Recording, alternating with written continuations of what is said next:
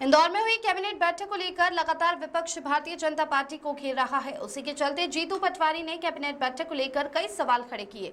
वहीं नगर अध्यक्ष सुमित मिश्रा का कहना है कि कांग्रेस को तो इस बात से भी आपत्ति होगी कि प्राणी संग्रहालय में कोबरा छोड़ा गया है, क्योंकि सबसे ज्यादा कोबरा तो उनकी पार्टी में है।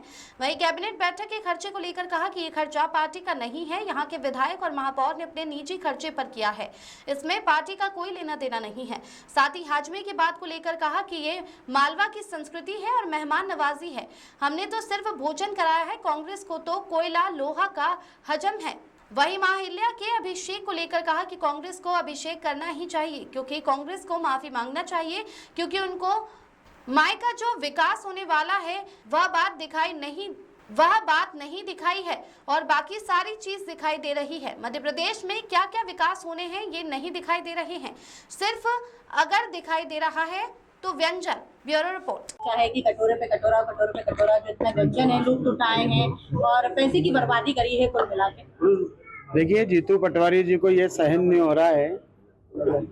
वो जिस पार्टी की हैं उस पार्टी ने तो सदैव अहिल्या माता का ही अपमान किया है। अहिल्या माता ने सनातन और धर्म की स्थापना के लिए पूरे भारतवर्ष में अनेक मंदिरों का निर्माण कराया, घाटों का निर्माण कराया, धर्मशालाओं का निर्माण कराया। और इंदौर के ऐतिहासिक राजबाड़ा में जहाँ कभी माँ का दरबार लगता था और उस न्याय के आसन पर बैठकर माँ इंदौर के लिए और पूरे भारत के अनेक धार्मिक तीर्थों को मतलब कुल मिला के सनातन का प्रचार करती थी, उसी राजबाड़ा के हाल में कांग्रेस और कांग्रेस के नेता मुशायरा कराते थे। तो इसलिए कांग्रेसियों को ये बात हजम नहीं हो रही है। और रही बात हाजमे की, इंदौर की मेहमान नवाजी का अपना एक तरीका है। इसमें ना तो सरकार का कोई योगदान है और ना ही सरकार का इससे कोई लेना देना है।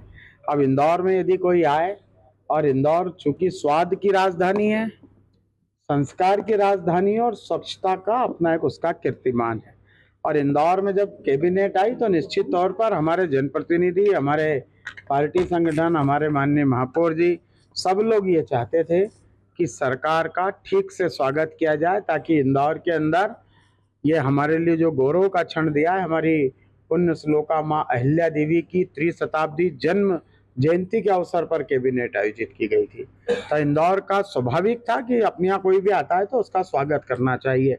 और इसमें जो खर्चा हुआ है, मैं आप सबको बता रहा हूँ, वो हमारे विधायक और हमारे महापौर जी ने सबने अपने निजी पास से देके कराया है। इसमें पार्टी का कोई लेना देना नहीं है और ना ही सरकार का कोई लेना देना है।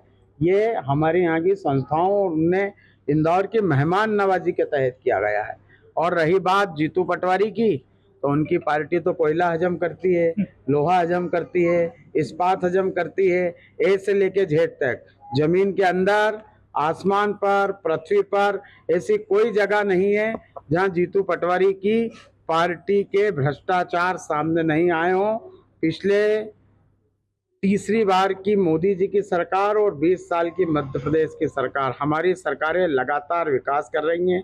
ये वही मध्य प्रदेश है जैसे सड़क, बिजली, पानी कुछ नहीं था, आज सड़क, बिजली, पानी सब है। वही आय के साधन है, वही राजस्व का स्थिति है। राजस्व बढ़ाने के साथ विकास और बढ़े, इसकी ओर भारतीय जनता पार्टी काम करती है। कांग्रेस के तमाम नेताओं को अपने गिरेबान में झांकना चाहिए।